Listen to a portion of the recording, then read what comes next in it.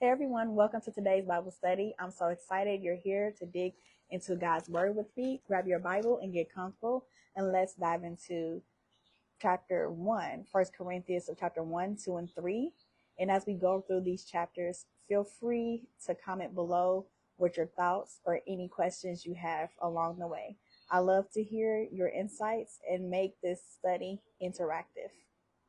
Now, for those that are newcomers, I want to say hello. And if you're here the first time, I'm Minister Shafine, and I love for you to join us daily as we read through the Bible together. Make sure to follow me so you don't miss any future sessions. And I'm excited about what we're reading today. We are starting in First Corinthians chapter 1, 2, and 3. We're going to dive into that today. These chapters are full of wisdom and challenge us to live in unity, embrace the wisdom of God, and build our lives on the solid foundation of Christ. Paul addresses divisions in the church, highlights the power of the cross, and calls us to walk in humility. Let's get into it and see what God has to reveal to us today. And I want to encourage you as well. As we read, I want you to think about these questions. What do you learn about Jesus' character? How do his teachings challenge us today? And most importantly, how can you apply these truths to our own lives? I want to know in the comments, just let me know. We'll begin also again reading those chapters. We'll be reading from First Corinthians chapter 1, 2, and 3. I'll read out loud. After each chapter, we'll pause for a brief reflection and discussion. Keep your heart open as we move through these powerful chapters. I'm going to start again with First Corinthians chapter 1, starting at verse 1. Paul, called by the will of God to be an apostle of Jesus Christ, and our brothers, Sophius, to the church of God that is in Corinth, to those sanctified in Christ Jesus, called to be saints together with all those who in every place call upon the name of our Lord Jesus Christ, both their Lord and ours. Grace to you and peace from God our Father in the Lord Jesus Christ. I give thanks to my God always for you because of the grace of God that has given you in Christ Jesus, that in every way you were enriched in him, in all speech and all knowledge, even as the testimony about Christ was confirmed among you, so that you are not lacking in any gift as you wait for the revealing of our Lord Jesus Christ, who will sustain you to the end, guiltless in the day of our Lord Jesus Christ. God is faithful, by whom you were called into the fellowship of his Son, Jesus Christ our Lord. Divisions in the church. I appeal to you, brothers, by the name of our Lord Jesus Christ, that all of you agree, and that there be no divisions among you, but that you be united in the same mind, in the same judgment. For it has been reported to me by Chloe's people that there is quarreling among you, my brothers. What I mean is that each one of you says, I follow Paul, or I follow Apollos, or I follow Cephas, or I follow Christ. Is Christ divided? Was Paul crucified for you? Or were you baptized in the name of Paul? I thank God that I baptized none of you except Crispus and Gaius, so that no one may say that you were baptized in my name. I did baptize also the household of Stephanius. Beyond that, I do not know whether I baptized anyone else. For Christ did not send me to baptize, but to preach the gospel, and not the words of eloquent wisdom, lest the cross of Christ be emptied of its power. For the word of the cross is made folly to those who are perishing, but to us who are being saved, it is the power of God. For it is written, I will destroy the wisdom of the wise, and the discernment of the discerning I will thwart. Where is the one who is wise? Where is the scribe? Where is the debater of this age? Has not God made foolish the wisdom of the world? For since in the wisdom of God, the world did not know God through wisdom, it pleased God through the folly of what we preach, to save those who believe. The Jews demand signs and Greeks seek wisdom, but we preach Christ crucified. a stumbling block to the Jews, and the folly to the Gentiles. But to those who are called, both Jews and Greeks, Christ, the power of God, and the wisdom of God. For the foolish of God is wiser than men, and the weakness of God is stronger than men. For consider your calling, brothers. Not many of you were wise according to worldly standards. Not many were powerful. Not many were bold, were of noble birth. But God chose what is foolish in the world to shame the wise. God chose what is weak in the world to shame the strong. God chose what is low and despised in the world, even things that are not, to bring to nothing things that are, so that no human being might boast in the presence of God. And because of him, you are in Christ Jesus, who became to us wisdom from God, righteousness and sanctification and redemption. So it is written, let the one who boasts boast in the Lord. I read 1 Corinthians chapter 1. Paul kicks things off by addressing divisions in the church and reminding us that Christ is the foundation of our faith. I love how he points out that God's wisdom often looks like foolishness to the world, but it is the true power of God. What stood out to you in this chapter? And how does this challenge the way we view unity in the church? You can leave the information in the chat, and I'll start reading from First Corinthians chapter 2. And I, when I came to you, brothers, did not come proclaiming to you the testimony of God with lofty speech or wisdom. For I decided to know nothing among you except Jesus Christ and him crucified. And I was with you in weakness and in fear and much trembling. And my speech and my message were not impossible words of wisdom, but in demonstration of the Spirit and of power, so that your faith might not rest in the wisdom of men, but in the power of God.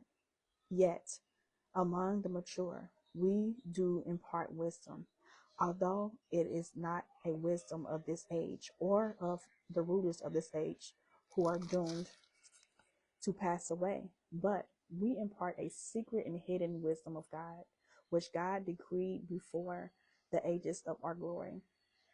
None of the rulers of this age understood this, for if they had, they would not have crucified the Lord of glory.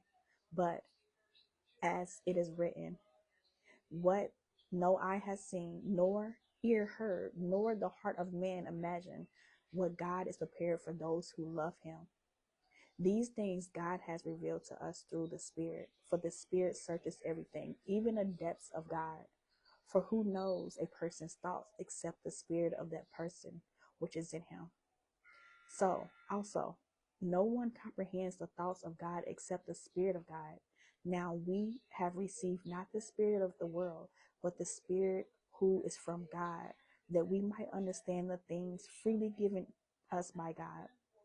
And we impart this in words not taught by human wisdom, but taught by the Spirit, interpreting spiritual truths to those who are spiritual. The natural person does not accept the things of the Spirit of God, for they are folly to him, and he is not able to understand them because they are spiritually discerned. The spiritual person judges all things, but is himself to be judged by no one. For who has understood the mind of the Lord as it instructs him? But we have the mind of Christ. And thank you for who responded. Yes, yes. Thank you for sharing that. Thank you. In First Corinthians chapter 2, this chapter, Paul emphasizes the true wisdom comes from the Spirit, Holy Spirit, not from human knowledge. He reminds us that God has revealed deep truths to us, things the world does not understand. It's a call to rely on God's wisdom and not our own understanding. What's your take on the differences between worldly wisdom and godly wisdom? Let me know in the chat, and I'll read the last scripture of the night. It is 1 Corinthians chapter 3. But I, brothers, could not address you as spiritual people, but as people of the flesh, as infants in spirit. I fed you with milk, not solid food, for you were not ready for it. And even now you are not yet ready, for you are still the flesh. For while there is jealousy and strife among you, are you not of the flesh and behaving only in a human way? For when one says, I follow Paul, and another, I follow Apollos, are you not being really human? What then is Apollos? What is Paul? Servants through whom you believed, as the Lord assigned to each. I planted, Apollos watered, and God gave the growth. I'm going to say that again. I planted, Apollos watered, and God gave the growth. So neither he who plants nor he who waters is anything, but only God who gives the growth. He who plants and he who waters are one, and each will give his wages according to his labor. For we are God's fellow workers. You are God's field, God's building. According to the grace of God given to me, like a skilled master builder, I laid a foundation, and someone else is building upon it. Let each one take care how he builds upon it. For no one can lay a foundation other than that which is laid, which in Christ Jesus. Now, if anyone builds on the foundation with gold, silver, precious stones, wood, hay, straw, each one's work will be manifest, for the day will disclose it, because it will be revealed by fire, and that fire will test what sort of work each one has done. If the work that anyone has built on the foundation survives, he will receive reward. If anyone's work is burned up, he will suffer loss, though he himself will be saved, but only as though fire. Do you know that you are God's temple, and the God's spirit dwells in you? If anyone destroys God's temple, God will destroy him, for the temple is holy, and you are that temple. Let no one deceive himself. If anyone among you thinks that he is wise in his age, let him become a fool, that he may become wise. For the wisdom of this world is folly with God. For it is written, He catches the wise in their craftiness. And again, the Lord knows the thoughts of the wise, that they are futile. So let no one boast in man, for all things are yours, whether Paul, Apollos, or Cephas, or the world, or life, or death, or the present, or the future, all are yours, and you are Christ, and Christ is God. Wow. Paul wraps up this section by stressing that we are co-workers with God, building on the foundation of Christ. He challenges us to build with care, knowing our work will be tested. Our foundation, Jesus, is unshakable. How does this change the way we approach our lives in our faith? What are you building your life on? These are real questions to ask yourself, to think on, to reflect. I do want to hear from you after reading these chapters. What has challenged you the most? What and how can you apply what you read in your own life? Drop your thoughts or questions in the comments below. I appreciate those who are sharing as well. And let's talk about parts that stood out to you, or maybe even made you think about your own walk with God. For example, for me, what stood out most was how Paul challenges us to focus on Christ as foundation, our foundation. It makes me think about what I'm building my life on, and if I'm truly rooted in Him. How about you? Thank you. I want to challenge us all today as well to apply one thing from today's reading. Maybe it's reflecting on how we can avoid divisions in the church, or considering where we are relying on our own wisdom instead of God's. What's one action step you can take today to align your life with the Word of God? Thank you again for sharing.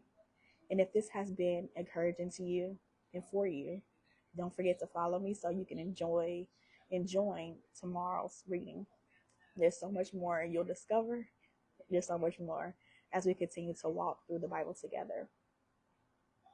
And before we leave, let's pray before we wrap up. Father, thank you for your wisdom you've given us through your word. Help us to live in unity, embrace your wisdom, and build our lives on the foundation of Christ Jesus. Give us the strength to apply what we've learned today and continue growing in faith. In Jesus' name, amen. Thank you all again for joining today's study. I'm so excited to continue this journey with you. Be sure to share this with a friend or family member who might benefit from reading God's Word with us. And until then, bye-bye.